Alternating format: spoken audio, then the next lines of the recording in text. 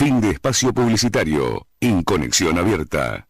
Radio Conexión Abierta, ganadora al premio Martín Fierro 2017 a la mejor programación en radio online nativa digital. Conexión Abierta, hoy más que nunca, tu medio digital audiovisual.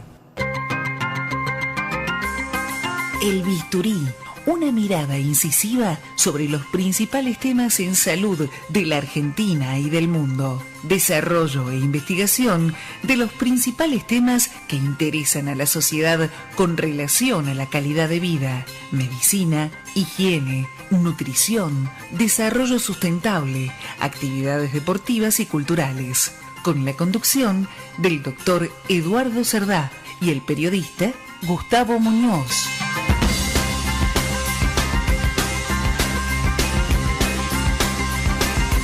¿Qué tal, amigos? Unos 3 minutos pasaron de las 5 de la tarde. Estamos iniciando nuestro bisturí de este lunes 21 de octubre. Bueno, con esta primavera que se niega a venir del todo, con lluvia, con vientito, con fresco y después con sol. Y bueno, ahí estamos, un poco indecisa la primavera por venir, Estamos en compañía de mi querido amigo y compañero doctor Luciano Penedo. ¿Cómo le va? Muy bien, Eduardo, ¿cómo estás? ¿Todo bien? Gracias por invitarme nuevamente. Bueno, vas a estar acá bastante seguido, porque Gustavo lo tenemos de corresponsal en Santa Fe, así que va a tener una salida, digamos, telefónica luego de la tanda hoy. Pero bueno, en la medida que estés disponible te vamos a Yo con el mayor de los gustos. Hoy tenemos temas importantes para hablar, así que la gente... No vamos a tener hoy los premios porque la semana pasada pasamos un programa grabado y no hubo pregunta, así que vamos a dejar pasar eso por ahora. Y la gente ya sabe cómo comunicarse con nosotros, a los medios de Conexión Abierta, esa radio digital. Pero antes te quería preguntar, ¿de qué nos vas a hablar hoy? Mira, dentro de la columna de Historia de la Medicina se me ocurrió algo que tiene vinculación con la Historia de la Medicina, pero también tiene vinculación con todo lo que hemos hablado en los otros programas en los que estuve, sí. Que es la medicina basada en la evidencia. Sobre todo vinculada con aquello de la pseudociencia, con esto que hablé cuando vos estuviste de vacaciones con respecto a la utilización del aceite de cannabis, que lo usan para todo el mundo, parece. Claro. Dicen que las papas fritas salen muy rico con esto. Bueno, interesante, vamos a hablar un poco de historia de la medicina, un poquito de medicina basada en la evidencia, y si tenemos tiempo... Y si tenemos tiempo, otro tema que es bastante interesante, que es el síndrome de Gilles de la Tourette. Gilles de la Tourette. Sí, hemos hablado un poco, pero no viene mal repasarlo, en algún otro programa. La pregunta para que la gente participe, la pregunta de hoy es: ¿cuál es el nombre del naturalista inglés que desarrolló la teoría sobre el mecanismo y causas de la evolución de las especies a través del concepto de selección natural?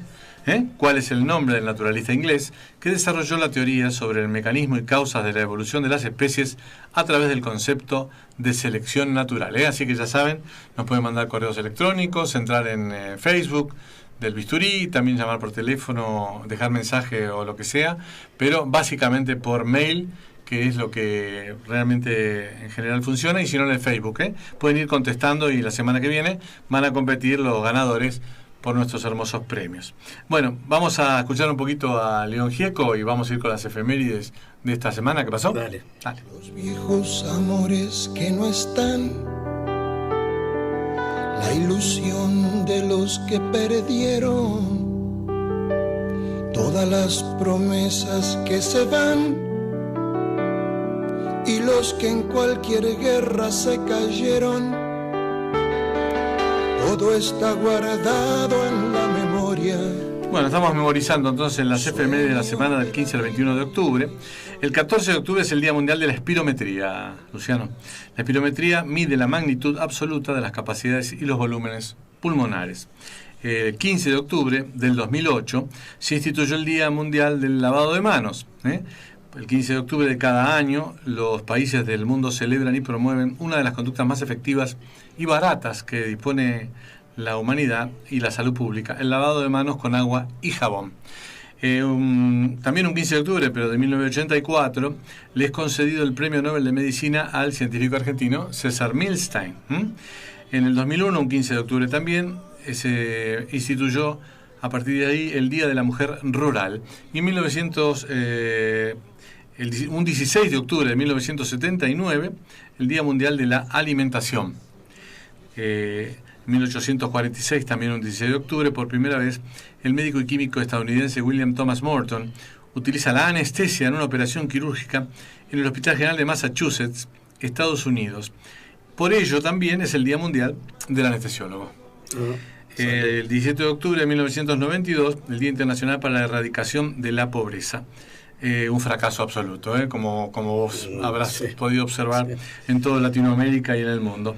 El 17 de octubre, entonces, el 18 de octubre es el Día Mundial de la Menopausia y el 19 de octubre el Día Mundial de la Lucha contra el Cáncer de Mama. Hay muchas gestiones y muchas celebraciones por estos días a propósito de esto y muchas advertencias sobre la prevención precoz y detección precoz del cáncer de mama, que ataca o afecta 1 de cada 8 mujeres en la Argentina. Y que es fundamental la prevención. Así es. En 1937, un 19 de octubre, muere el destacado cirujano y profesor argentino Pedro Chutro. Y un 20 de octubre se conmemora el Día Mundial de la Osteoporosis. El Día de la Pediatría y del Pediatra, también el 20 de octubre.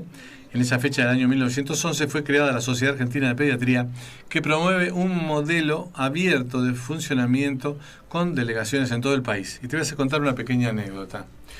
Estuve de visita en Filadelfia la semana pasada y resulta ser que en uno de los tours que se hacen para ir conociendo los lugares, se pasa por un determinado lugar donde se hacían las cirugías, entre las cuales en una de sus camas murió Benjamin Franklin. Bueno, que murió en su cama, bueno, tranquilo. En ese lugar, entonces, había 3 formas de anestesiarse. Los cuáqueros, que eran los que poblaron Filadelfia al principio, eran tipos de convicciones muy cerradas, muy religiosas, muy puras, no muy puristas. Por lo cual no utilizarían el alcohol. Sí, pero sin embargo, luego hubo una pequeña, disquisición al respecto, y había 3 formas de anestesia. Una de ellas era, justamente como bien decís, con un poco de alcohol, ¿sí? Otra era operar al tipo como estaba y de repente ir viendo qué pasaba. Y la otra era con un terrible golpe en la cabeza, con lo cual corrían el riesgo o de matarlo, hacer un hematoma o que el tipo se despertara en el medio de la cirugía, lo cual era terriblemente traumático. Ellos tenían una solución para eso, la famosa bala. Le ponían un proyectil en la dentadura y debía morder el proyectil hasta tanto terminara la cirugía. Así que imagínate, tenía dolor, se rompía los dientes y además lo operaban despierto al tipo. Evidentemente no era medicina basada en la evidencia, o en la evidencia que no tenía otra cosa. Pero así era la cirugía. Bueno, como dice Gieco, a ver, memoricemos un poco. ¿Cómo dice? 50.000 guatemaltecos, los mineros que enfrentan al fusil.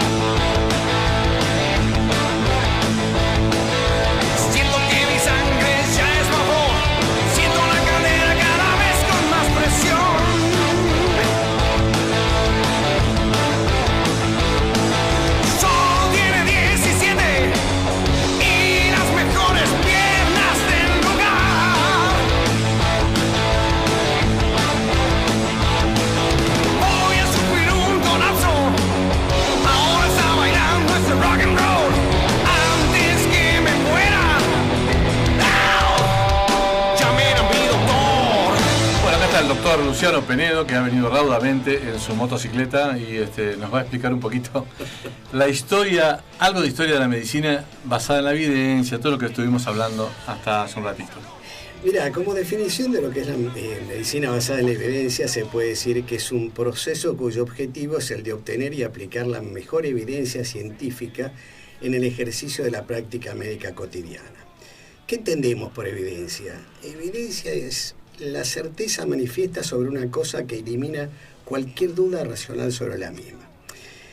Actualmente algunos hablan del término de medicina basada en pruebas, o sea, para darle un poco más de fundamento a esto, un poco más de fuerza, Y también se habla de atención sanitaria basada en la evidencia. ¿Esto qué implica? Implica que hay enfermería basada en la evidencia, que hay kinesiología basada en la evidencia, que hay odontología basada en la evidencia. O sea que todas las especialidades o todo lo vinculado con la medicina puede tener una evidencia atrás y es necesario que tenga una evidencia atrás.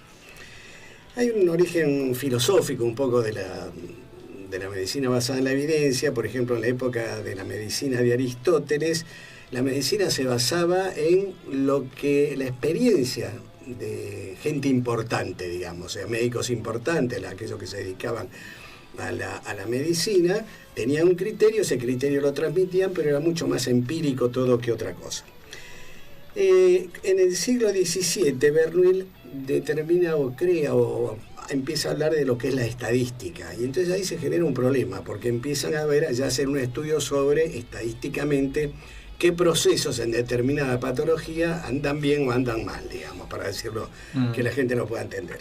El problema existía cuando el 50% digamos, de los médicos opinaban de una manera y el 50% opinaba del otro. Entonces llegaron a una solución muy práctica, dijeron los dos tienen razón. Con lo cual nadie aclaraba nada. Exacto. O sea que la estadística es una cosa muy complicada en general, ¿no? Es complicada. Alguien decía que había dos formas de mentir. Una era falsear la realidad y la otra era la estadística. La estadística dice que si yo tengo 2 pollos y 2 familias, hay un pollo para cada familia. Y no es cierto. Posiblemente haya una familia que tenga 2 pollos y otra no tenga ninguno. Exactamente, ¿no? Exactamente. Los promedios muchas veces son promedios, pero bueno, no siempre se pueden utilizar demasiado. Bueno, a partir de este momento se transforma en una medicina experimental, en una medicina basada, ya te digo, en las proporciones, en cuál da de resultado y no. Y en la llegada del siglo XX aparece la medicina experimental, o sea, donde ya se empiezan a hacer estudios de investigación, más profundos que los hacían antes. Antes también se hacían, pero ahora... Y esto tiene mucho que ver con herramientas como Internet, los ensayos clínicos, la epidemiología clínica.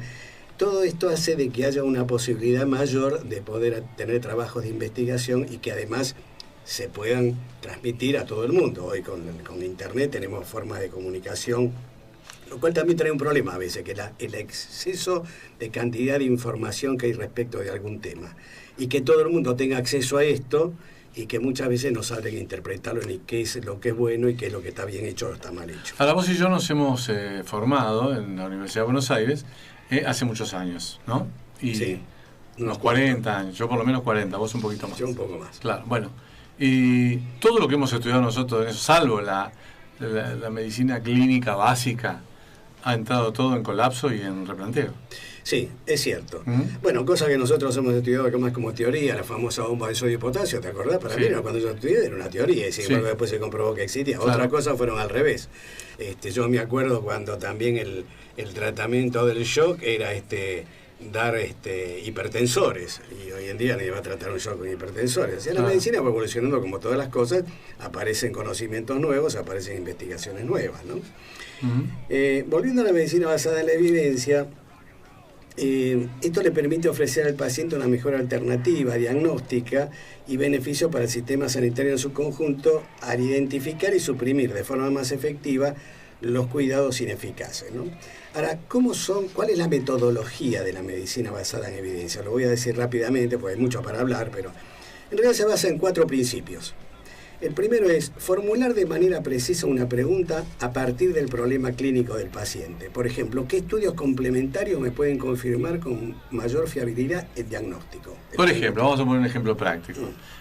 Una persona se va a hacer un chequeo, empieza a hacer una ergometría y le empieza a dar parámetros de hipertensión, problemas de cardíaco, y lo detienen en el momento del estudio.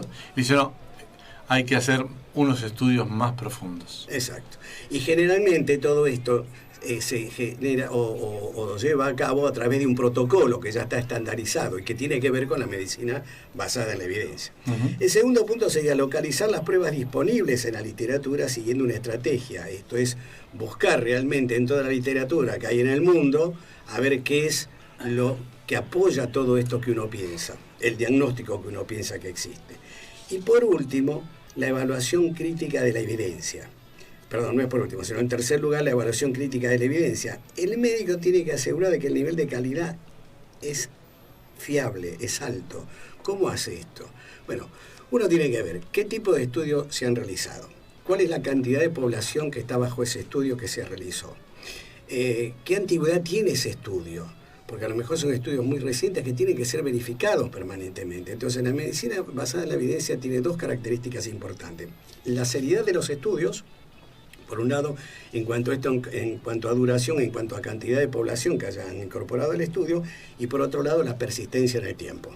Hay que aclarar acá que justamente hay estudios que se hacen y se dan por sentadas determinadas conclusiones con unas muestras muy escasas de gente. Exactamente. Se analizaron 63 casos en la localidad de Arkansas, en las Salinas Grandes de Arkansas, suponiendo que ese lugar existiera, ¿no es cierto? Yo estoy fabulando, digamos. Exactamente. Ahora, sí. Y entonces se comprobó que el 89.9% de esos 63 casos padecía hipertensión arterial. Sí, a veces, no me dice nada. Sí, a veces uno ve estudios donde dice, bueno, la gente rubia de 1,80 m tiene mayor tendencia a tal patología que la gente morocha. Y realmente cuando uno analiza el estudio no tiene ningún sustento, se hizo sobre 30 personas, como decís vos. La otra es cómo elegir la población para el estudio. Sí. O sea, estos estudios, por ejemplo, los estudios aleatorios, que son, o los estudios controlados, que son, tomo una población, como por ahí con una determinada patología, y tomo la otra población de la misma cantidad de individuos que no tienen esa patología, y a uno, sin saber a quién, le estoy dando un placebo, o sea, algo que no hace efecto, que puede ser darle un comprimido de talco, sí. Y después verifico cuál es la acción de esa medicación en el grupo que realmente tiene la patología y en el grupo de control.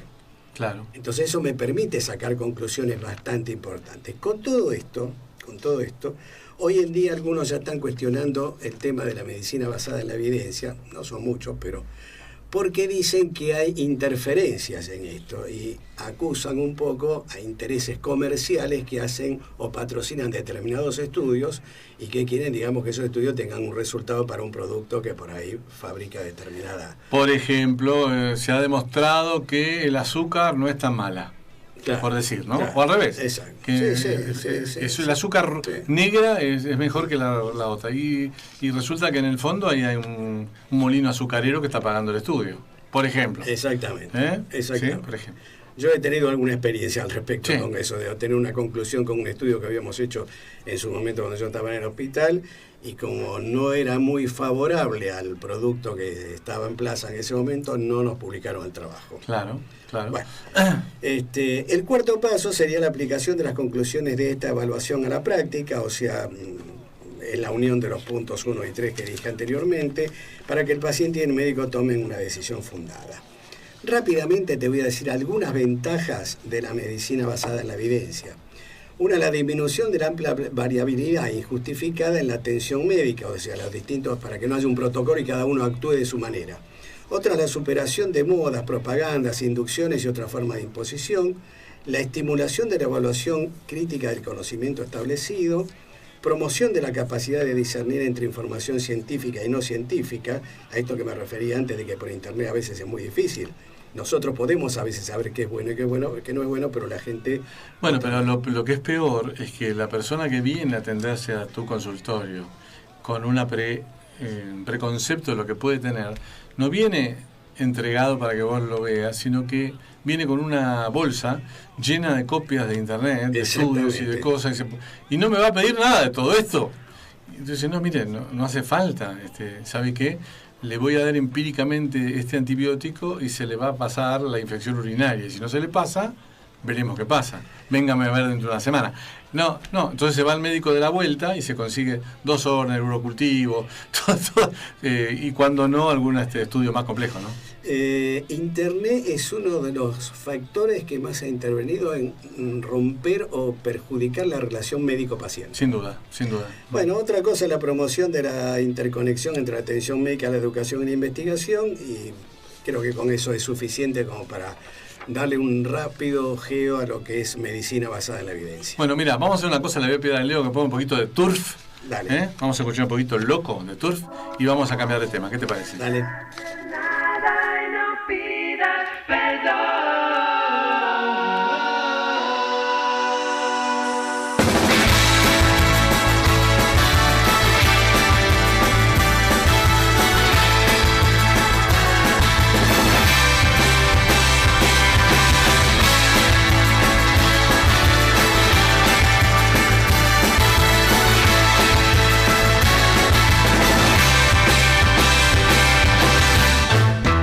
Estás escuchando El Bisturí. Poco nada más, casi pareces normal, pero en la mirada ocultas algo detrás, simulando, sonriendo, sin saber qué estás diciendo, sucia la conciencia, pero claro el porvenir. Actor, loco, ¿eh? Bueno, Ricardo Russo, el pediatra del Hospital Garrahan, acusado de distribuir y comercializar pornografía infantil, que fue apartado de su cargo y tiene prisión domiciliaria, deberá afrontar a partir del lunes 28 de este mes el juicio oral por esos hechos. Fuentes judiciales estimaron que el proceso se extenderá al menos 4 jornadas y se deberá determinar si quien fue durante 11 años jefe del área de inmunología y reumatología es el responsable de esos delitos. Y hablando de locuras un poco, loco un poco nada más, ¿qué es esto del síndrome de Tourette, Luciano?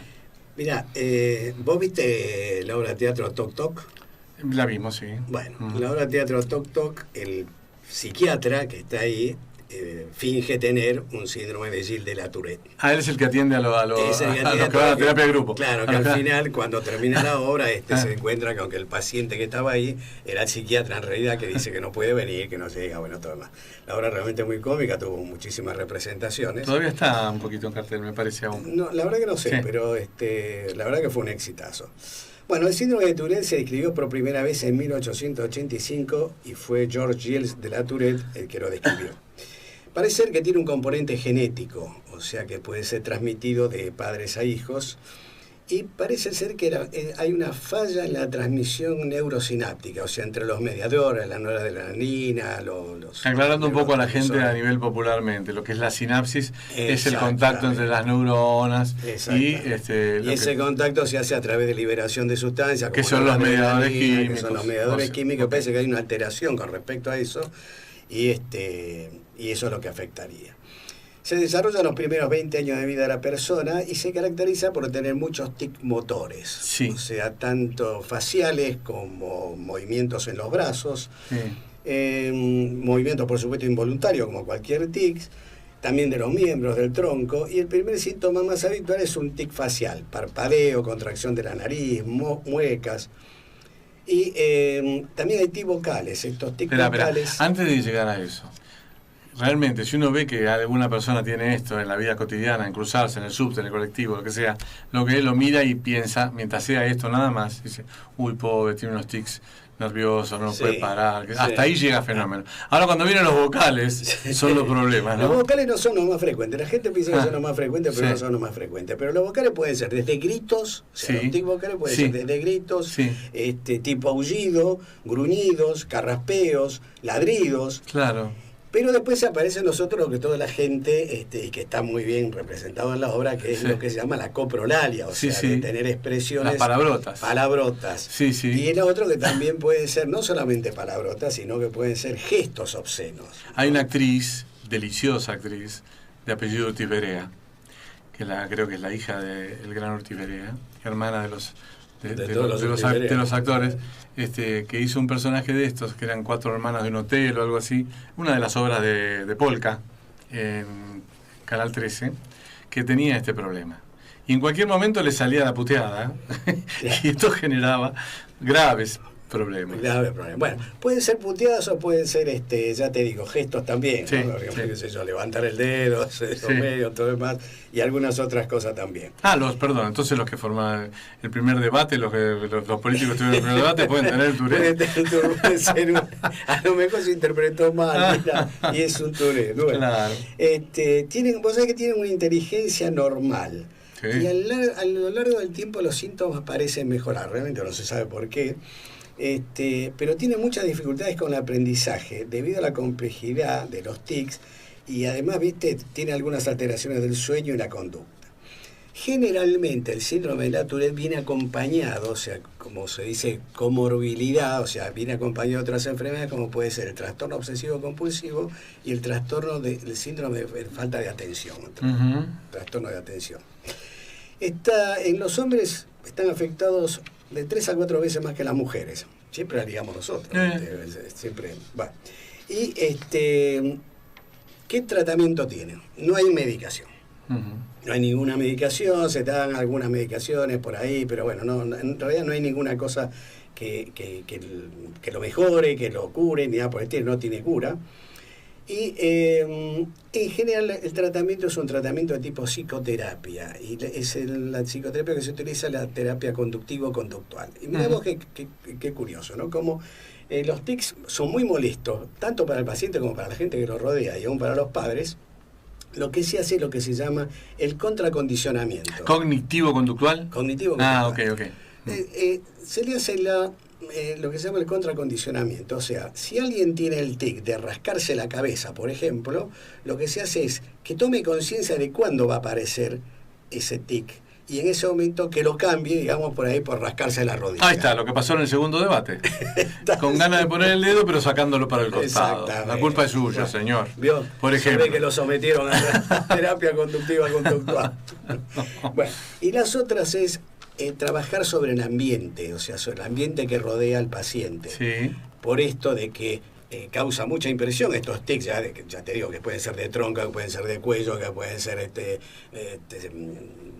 faciales y motores. Entonces todo esto hace que la gente que está al lado, imagínate en un colegio con los chicos, el resto de los chicos, además esto es como para que lo tome todo el mundo, lo cargue, el bullying, claro, todo lo demás. Claro. Entonces se trata de modificar ese ambiente de alguna manera, el ambiente que lo rodea, y otra de las terapias es trabajar con los padres para que los padres también se adapten a esto y sepan cómo manejar la cosa del condicionamiento. Y te voy a dar por último, y ya termino, ¿qué famosos han tenido este síndrome?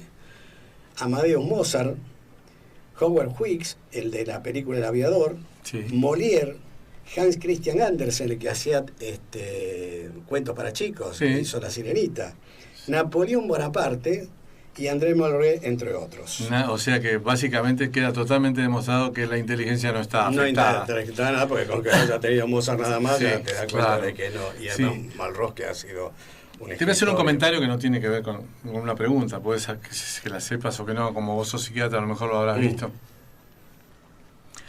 Puede ser que estas conductas, estos tics, como también en el caso de los tartamudos, como también en el caso de otros problemas que pueden existir, desaparezcan cuando saben que tienen que hacer alguna determinada acción, por ejemplo, actuar un personaje de teatro, o jugar un partido de ajedrez, o digamos lo que exija una concentración diferente de la que en la vida habitual pueden tener. Yo no te puedo decir exactamente con el síndrome de Gilles de la Tourette, pero porque lo desconozco realmente. Además no era para una opinión nomás. Pero sí, por ejemplo, con los tartamudos. Sí. Yo he conocido tartamudos que cantaban, y cuando cantaban no tartamudeaban. Yo he conocido uno, por lo menos, gran actor, que cuando actuaba no tartamudeaba. Por eso es probable que esto pase, que en la necesidad de una concentración especial anule el tic. Bueno, mira, ya son casi 17:30 en todo el territorio de la República Argentina, faltan unos segunditos. Nos vamos a preparar un cafecito, nos vamos a la tanda, y enseguida volvemos con el bisturí. ¿Qué te parece? Cafecito. Dale.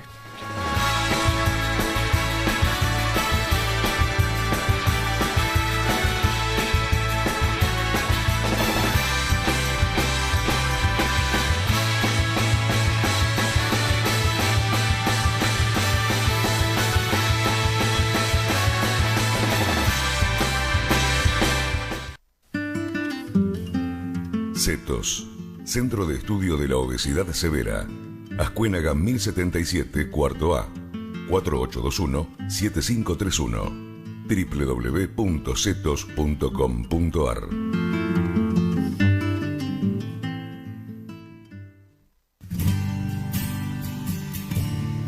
Lasermed, estética no invasiva al servicio de la mujer de hoy. www.lasermed.com.ar.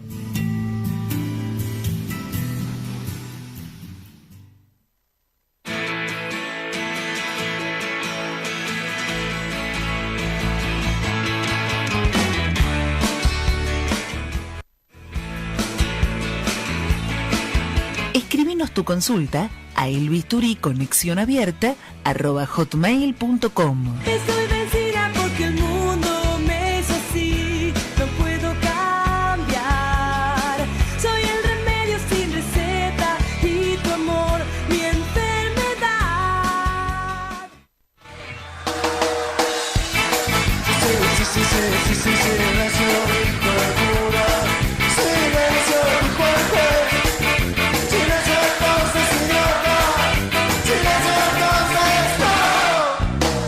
Bueno, estamos acá en comunicación directa con Rosario, creo, no sé si Rosario o San Lorenzo, y está el doctor Gustavo Muñoz en línea. ¿Cómo te va, Gustavo? Hola, Eduardo, ¿cómo estás? Qué gusto saludarte. Acá estoy con el doctor Penedo, escuchándote atentamente. Hola, Gustavo, ¿cómo estás? Muchas gracias. ¿Está allí Luciano también? Sí, claro. Bueno, mi saludo para él entonces. Gracias, Gustavo, igualmente. Gracias. Bueno, acá en esta ocasión desde la ciudad de Rosario. Che, ¿qué tienes? ¿Un metrónomo cerca? Tic, tic, tic, tic. A ver ahora. Ahí paró, sí. Hola. ¿Hola? Sí, ahora te escuchamos bien. Es como un ruidito. Sí, no sé, yo también siento un ruido, un ruido extraño en la línea. Sí, bueno, listo, dale. Bueno, muy te bien. Escuchamos. Vamos a hablar primero de un tema denso, complicado, que es el embarazo adolescente. Las estadísticas en algún caso son favorables y en otras han empeorado. Es decir, vos viste que las estadísticas son manejables, ¿no? Veníamos hablando de eso justamente con Luciano al comienzo del programa, a propósito de la medicina basada en la evidencia. Sí. Bueno, y sobre el mismo tema hay un par de lecturas distintas, es decir, cada medio presenta el tema de manera distinta, ¿no? Pero, por ejemplo, por un lado, tenemos que ha bajado, en los últimos 3 años, bajó el 20% del embarazo adolescente en nuestro país. En 2015 hubo 111.700 nacimientos de madres adolescentes menores de 20. Y en 2018, es decir, 3 años después, ese número bajó a 87.120. Importante. Importante baja. Es una baja importante. También, en estos últimos 3 años, en 2015 hubo 108.900 embarazos de niñas entre 15 y 19 años, o sea, estamos en una franja determinada. ¿Cuántos? 108.900 en 3 años. Impresionante. Sí, en promedio en los 3 años. Y el año pasado bajó a 84.700. Dice, este medio dice que la reducción del 20% del embarazo adolescente es fruto del trabajo que han hecho entre nación y provincias y también con la sociedad civil. Se encuestaron 12 provincias, Salta, Jujuy, Tucumán, Santiago del Estero, bueno, no te las menciono todas, y también algunos partidos del conurbano moradense como Lanús, San Isidro, Almirante Brown, San Martín, Morón. El embarazo adolescente, dice el comentario, tiene muchas especificidades. La primera es el carácter no intencional, porque 7 de cada 10 chicas menores de 20 dicen que no fue planificado. Entonces, tenemos 2 grupos, el no intencional y las que dicen que no lo querían, pero que están dispuestas a tenerlo, a las cuales hay que garantizarles, por supuesto, todos los derechos que les asisten como ciudadanas en materia de protección de la maternidad. Ahora, esto es una doble preocupación, Gustavo, no sé qué opinás vos, pero me parece que está básico. El tema de que la falta de prevención, la falta de cuidado, no solamente acarrea el embarazo, sino también las enfermedades de transmisión sexual. También, tal cual, exactamente. El problema es que esto, mejor dicho, este grave problema, tiene origen en uno mayor, que son los abusos de menores, ¿no? La mayoría de las menores de 15 años, en la amplia mayoría de los embarazos de menores de 15 años, son fruto de abusos sexuales intrafamiliares. Acá Luciano quiere hacer una acotación. Creo que la base de todo este problema, así como de otros más, y muy vinculado también con la pobreza, que también tiene que ver con esto, creo que es la falta de educación que todavía existe en grandes zonas de nuestro país. Claro, sí, seguro. Sí, evidentemente está relacionado ahí, ¿no es cierto? La clave es la educación, seguramente. Ahora, la otra lectura del problema, vista desde otro ángulo, es más preocupante. En el último año, 2.350 niñas entre 10 y 14 años tuvieron un hijo. 2.350 en un año. Por supuesto que ahí el abuso familiar, los padrastros, los tíos, todo tendrá mucho que ver, ¿no? Exacto. La gran mayoría de los embarazos han producido productos de abusos sexuales. Y un gran porcentaje, como decíamos antes, también es de familiares, conocidos, allegados. El tema es que una niña tiene 4 veces más riesgo de morir en el embarazo o parto que una joven mayor de 20.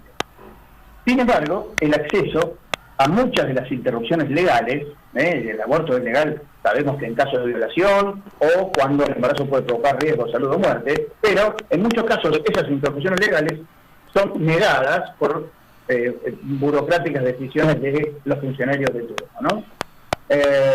Hay una campaña que se llama Niñas, no madres, que se ha vuelto ya un reclamo importante y hay una campaña muy fuerte alrededor, ¿no es cierto? No hay estadísticas oficiales que muestren la realidad del abuso sexual. Es el delito más impune porque es el que menos se denuncia, Eduardo y Luciano. Es que no solo las víctimas son niñas, sino que la mayoría de los transgresores, y acá está el número, 7 de cada 10 son familiares o personas conocidas, Eduardo. Bien, bueno. Hay que trabajar mucho al respecto, me parece. Genera una situación muy difícil porque denunciar implica... morir, muchas veces morir. Claro, seguro. Claro. Sí, por eso bien dice la nota que es el delito que menos se denuncia, ¿no? Porque justamente, como decís, Luciano, las implicancias que trae esa denuncia, ¿no? Yo le voy a pedir a Leo que nos haga... a nuestro operador, le voy a pedir que nos haga un pequeño cortecito. Vamos con una cortina y te llamamos de nuevo porque hay un castañeteo infernal que nos está matando. Sí, yo también lo escucho. Dale. Bueno, cortá que te llamamos de nuevo, dale.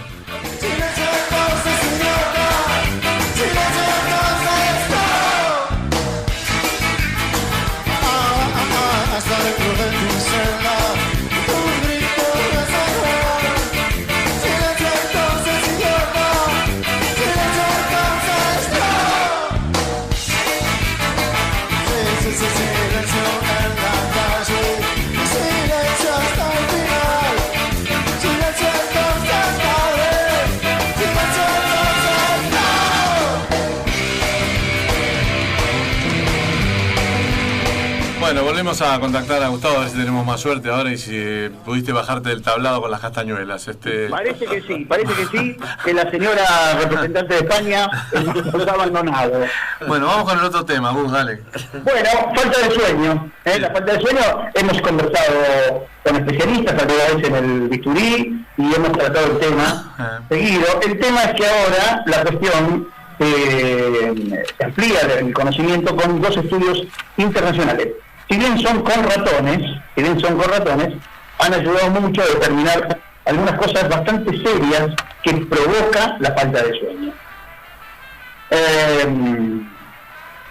Privarse del sueño acelera la muerte de las células cerebrales a corto plazo y, por supuesto, te mantiene cansado y de mal humor durante todo el día, si uno ha dormido poco. Esta desconexión natural que realiza el cerebro todos los días es necesaria para consolidar la memoria, aprender y darle tiempo al cuerpo a que haga sus funciones de limpieza a nivel molecular. Te decía, 2 estudios internacionales con ratones han encontrado que la privación de sueño modifica los procesos biológicos y los ritmos cíclicos de expresión de las proteínas. Esto se hizo en la Universidad de Múnich, han publicado estos 2 artículos en la revista Science, en la que detallan cómo la privación del sueño altera procesos que ocurren en las conexiones neuronales, es decir, en la sinapsis de las neuronas, ¿no? Nuestro trabajo, explicó María Robles, que es directora del equipo de investigación, muestra que los ciclos de sueño sin vigilia juegan un papel central en la regulación temporal de la función sináptica. Comparó el estudio que ocurría en el cerebro de ratones que dormían sus horas con normalidad frente al de ratones cuyo ciclo de sueño estaba alterado mediante la privación de hasta 4 horas de descanso.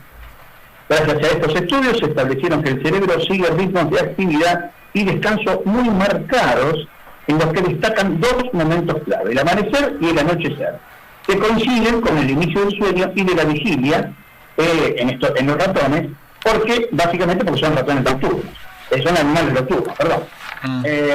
Según este trabajo, en los ratones que no duermen suficiente, las moléculas no inician la producción de proteínas necesarias para generar conciencia y pensamiento durante el día o relajar las neuronas durante el sueño. Y dice por último esta doctora Robles, entender el complejísimo sueño del cerebro a nivel molecular, es un primer paso hacia un posible fármaco que permita deshacer los efectos negativos de la falta de sueño en el cerebro. Aunque es algo, dice finalmente, que aún está bastante lejos. Bueno, muy bien, Gustavo, escuchame una cosa, ¿cómo te arreglás vos para ir y venir los fines de semana? ¿Dormís lo suficiente? ¿Tenés sueño? ¿Recuperás el sueño? No, mira, evidentemente es un ritmo de vida distinto porque aquí se arranca a trabajar muy temprano, por lo cual estoy madrugando un poco más que lo que lo hacía en Buenos Aires, pero también estoy durmiéndome más temprano, lo cual colabora, y no sé si será la cercanía del río, pero estoy durmiendo bastante mejor que en Buenos Aires. Mira vos, ¿no advertís las piernas inquietas por estas noches? Mira, bastante menos, sí, bastante menos. Bueno, ¿ves? Ahí tenemos medicina basada en la evidencia. En Rosario, el río calma las piernas inquietas un poco más. Acá cada uno dice cualquier cosa, así que da lo mismo. Voy a preparar un estudio y lo voy a publicar. A lo mejor lo que hay que hacer, en vez de dedicarse a estudiar el sueño en los ratones, en los gatos, a lo mejor durmiendo como un gato. Claro. Exactamente. Para verme mejor. Pobres gatos. Bueno, gracias, Gustavo, nos estamos hablando la semana que viene. Dale, al contrario, gracias a ustedes, un gran abrazo y un saludo para todos. Abrazo grande. El doctor Gustavo Muñoz, desde Rosario, en la provincia de Santa Fe. Voy a aprovechar para hablar de un tema de New York Times International Weekly de el último viernes, una nota de Heather Murphy. Vos y yo somos médico legistas, ¿no? Sí. Creo. Bueno, y siempre hemos visto que los cabellos, para poder tener valor médico legal, tenían que tener el núcleo, es decir, esa partecita blanca que sale con el cabello cuando se arranca, que sale con el ADN del sujeto en ese núcleo. Y siempre fue así hasta hace un tiempo. Hace unos meses... Seguro que se modificó. Empecé a ver CSI. En general veo CSI, la serie CSI Miami o alguna de esas, donde hay muchos tipos que trabajan en estas cosas cuando hay asesinatos, crímenes y todo lo demás. Y resulta ser que dice la nota de Heather Murphy que hay un señor que se llama Ed Green, que es un paleontólogo de la Universidad de California, que dice que desarrolló una técnica que hace posible recuperar y secuenciar ADN de cabellos sin la raíz. Ah, mirá vos. Sí. En los últimos 18 meses ha aplicado este método para obtener perfiles genéticos de los cabellos de asesinos y víctimas en delitos sin resolver. Viste que ellos abren cajas de cosas que pasaron hace 30, 40, 50 años. Y saber estas 4 personas que aparecieron en el patio del farmacéutico del pueblo y nunca se supo qué pasó, bueno, empiezan a descubrir a partir de ahí determinadas cosas nuevas, ¿no?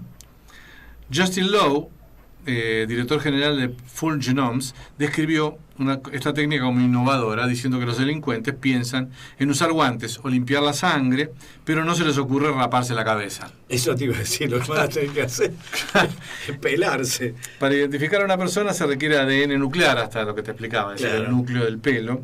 Los métodos tradicionales pueden obtenerlo de un cabello con raíz, aunque si se desprendió hace más de una semana, podría haber un problema aún así, dijo Susana Ryan, una consultora forense.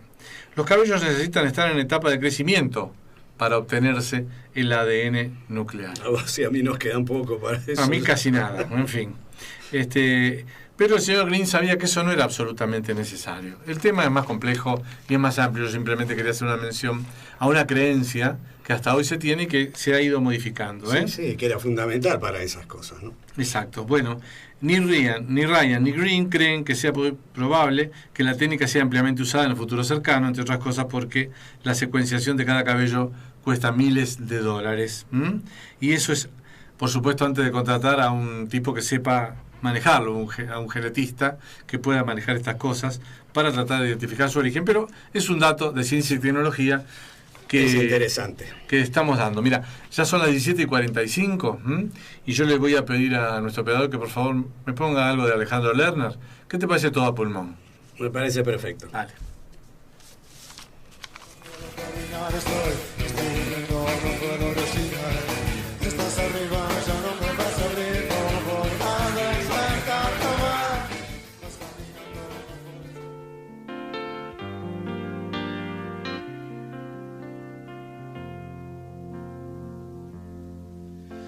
Difícil se me hace mantenerme en este viaje sin saber a dónde voy en realidad. El bisturí. Si es de ida o de vuelta, si el furgón es la primera, si volver es una forma de llegar. Qué difícil se me hace cargar todo este equipaje, se hace dura la subida al caminar. Esta realidad tirana que se ríe a carcajadas porque espera que me canse de buscar. Estamos escuchando Todo a Pulmón de Alejandro Lerner, y aquí viene a referencia y a relación de que Argentina lidera el registro latinoamericano de una enfermedad pulmonar grave. Esto no tiene nada que ver con la EPOC ni con nada de lo conocido. Es la famosa fibrosis, la no famosa fibrosis idiopática. Hay una nota de Florencia Cónsolo en el Clarín de Sociedad del fin de semana que habla de esta enfermedad, que es crónica, de origen desconocido, y avanza cicatrizando el tejido pulmonar, lo que genera progresivamente dificultades para respirar. Argentina lidera el número de pacientes ingresados. No quiere decir con esto que sea el país que tenga más casos. Cantidad, pero es lo que está más detectado, digamos, ¿no? Es una enfermedad poco frecuente que en Argentina afectaría entre 5.000 y 6.000 personas. De acuerdo a proyecciones realizadas en base a registros de Estados Unidos y Europa, ya que no tenemos datos locales, ¿no? ¿Cuáles son los síntomas principales? Como dijimos, que cicatriza el tejido pulmonar, produce tos seca y persistente, molestias en el pecho y cansancio inusual. Estas señales son comunes a muchas otras patologías, por ejemplo la EPOC, como hablábamos, o el asma, por lo que puede demorarse el diagnóstico, y hay gente que tarda mucho tiempo para poder conseguir que alguien diagnostique esto, ¿no? Pero lo fundamental es la clínica, que sigue siendo soberana en algunos casos, o muchos casos, porque al auscultar al paciente con el estetoscopio se suele escuchar un sonido que se asemeja a una broja, a un... ¿cómo se llama? Velcro. Un velcro. Un velcro, ¿no? Una cosa así. Sí, sí. Bien. Existen tratamientos para demorar el avance e inclusive puede llegar a requerir un trasplante de pulmón. 3 de cada 4 pacientes son hombres, con una edad media de 71 años, entre 63 y 79, que demoraron 1 año y medio en promedio hasta llegar al diagnóstico. Más de la mitad habían sido fumadores, 53%, y hay factores que pueden aumentar el riesgo. El tabaquismo es una de ellas, como dijimos, pero otras, por ejemplo, factores ambientales, vapores o humores tóxicos, humos tóxicos, infecciones virales crónicas, reflujo ácido anormal, eso es bastante, se ve casi en el 40% de los casos, y antecedentes familiares. De acuerdo al avance de la enfermedad, el tratamiento puede incluir oxigenoterapia, rehabilitación pulmonar y hasta trasplante pulmonar, pero obviamente la lista de espera de esto casi no existe, porque además no hay dadores. Claro, pero además, evidentemente, la consecuencia final es muy parecida a la del EPOC. Sí. Y si encima, si hay una base, posiblemente a lo mejor genética o algo que genere que estos individuos tengan ya una predisposición, el fumar, el estar en ambientes tóxicos y todo demás agrava totalmente la situación, ¿no? Bueno, centros donde podrían atenderse, continúa diciendo la nota, que esto es muy importante.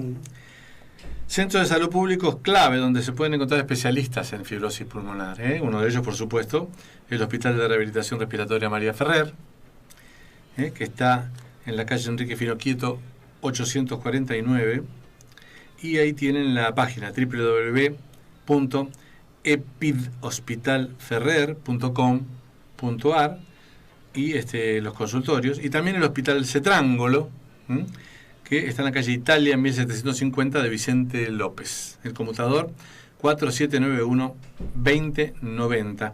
Hay una línea gratuita 0800-888-1818, 0800-888-1818, y por supuesto también el Hospital de Clínicas, donde hay expertos, o en el Hospital San Juan de Dios de la Plata. Así que bueno, ahí tienen varias opciones como para poder ir a a ver si pueden ir de una manera detectando el diagnóstico precoz y de otra forma ir manejando los síntomas de manera que no se llegue a la necesidad de una fibrosis cicatrizal máxima. Con el problema del trasplante que mencionabas vos antes. Sí, hablando del Centro de Rehabilitación María Ferrer, yo siempre recomiendo a los que no pueden dejar de fumar, cambiando de tema, que vayan a hacer una visita a los pacientes que están internados ahí. Sí, después de ver a algunos de los pacientes que están ahí, creo que debe tener bastante ganas de dejar de fumar. Sí, aunque no sé, vos sabés que es una adicción. Que sí, pero es tremendo, te digo que el shock es muy importante, ¿no? Sí. Es decir, gente que no tiene la más mínima posibilidad de moverse sin la mochila, sin el tubo, sin estar con la máscara. No se puede hacer nada. Y eso tiene que ver con el enemigo son totalmente público, dependientes luego de la mochila y bueno, eso. Como decís, vos limita todo. Vamos a hablar un poco de bandidos. Dale. Tengo unos bandidos chinos, me parece. A ver los bandidos rurales que dice León. Atrás y un caballo alazán, raya al medio con pañuelo, tatuaje en la piel, quedó fuera de la ley, quedó fuera de la ley. Se enamoró de la mujer que pretendía un policía, lo golpeó, lo puso preso un tal Farache Elías. Andate de Castex, le dijo, aquí tenemos leyes. Corrí el año 1919, antes de irse fue al boliche a verlo al fulano. Con un 450 belga revólver en mano, le agujereó el cuello y lo dejó tirado ahí. Ahora sí fuera de la ley, ahora sí fuera de la ley.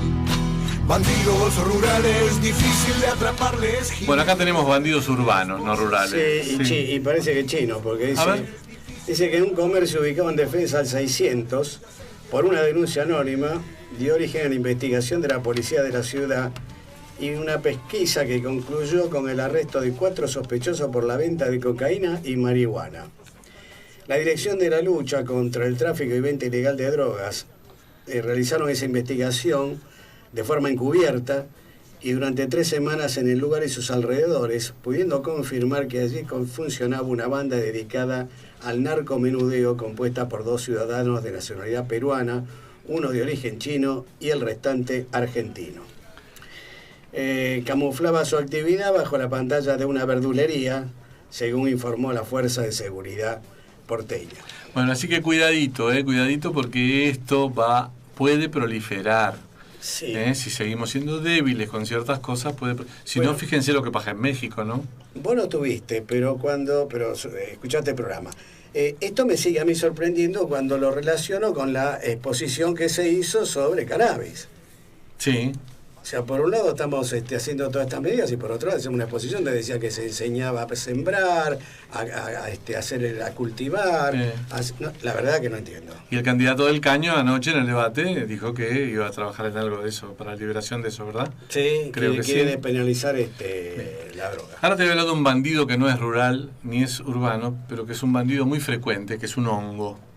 Hay una nota de Knul Sheikh en el New York Times International Weekly de fin de semana, que habla sobre la vinculación de un hongo con el cáncer de páncreas. Esto es muy importante. El cuerpo es hogar de hongos, virus, protozoarios, bacterias, de todo, en forma habitual, ¿no? Cuando cambian sus números, entonces puede modificar el sistema inmunológico o incluso influir en el desarrollo de cáncer. Un estudio nuevo publicado en la revista Nature encontró que los hongos pueden llegar hasta el páncreas, que secreta enzimas digestivas al intestino delgado. Un hongo en particular, podría hacer crecer los tumores pancreáticos. Un hongo era el que más abundaba del género del Basidiomycota llamado Malassezia. Esto poco importa, porque nadie se lo va a acordar. Pero está hallado en la piel y cuero cabelludo de animales y humanos. Es muy frecuente aparecer hongos en piel y cuero cabelludo, ¿no? Totalmente. Y pueden causar irritación dérmica y caspa, también bastante frecuente. Unos cuantos estudios han vinculado la levadura con enfermedades inflamatorias intestinales, pero el hallazgo nuevo es el primero en vincularlo con el cáncer. Aclaremos que la levadura no es la levadura para hacer masa, sino que la levadura le llaman a los hongos. Exacto, no la levadura de cerveza. Exacto. Bien. Para hacer la pizza. Sí. Claro. Bien. Si no, mañana no va a querer comer pizza nadie. No. Tiene que ver con, la forma de que el hongo se representa. Son levaduras u hongos, se llaman así familiarmente. También estaba presente en números extremadamente altos en muestras de pacientes de cáncer con páncreas, esta malacesia. La población fúngica, se dice fúngica por hongo, fungis, en el páncreas podría ser un buen biomarcador para quien está en riesgo de desarrollar cáncer, así como un blanco potencial para tratamientos futuros. Casi 57.000 personas serán diagnosticadas con cáncer de páncreas este año en Estados Unidos, pero su pronóstico no será muy alentador. 3/4 partes de ellas mueren en el curso de un año del diagnóstico y solo alrededor de 1 de cada 10 sobrevivirá más de 5 años. ¿Qué ibas a agregar?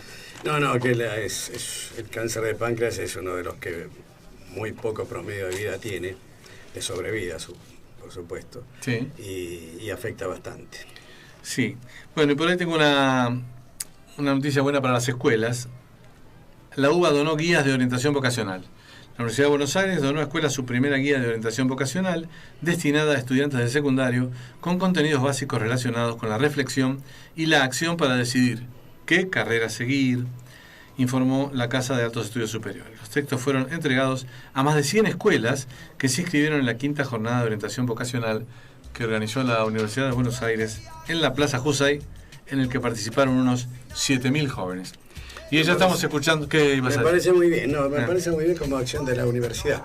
Ya estamos escuchando a los pericos, eso significa que nuestro operador nos está rajando del estudio. Y que nos vamos. Rápidamente y que nos vamos, ¿sí? Así que bueno, será hasta la semana que viene, vemos si podés venir, lo hablamos en la semana. No hay ningún problema. El doctor Luciano Penedo con nosotros, esto ha sido El Bisturí por Conexión Abierta. Gracias, Leo, chao. Hasta la semana que viene.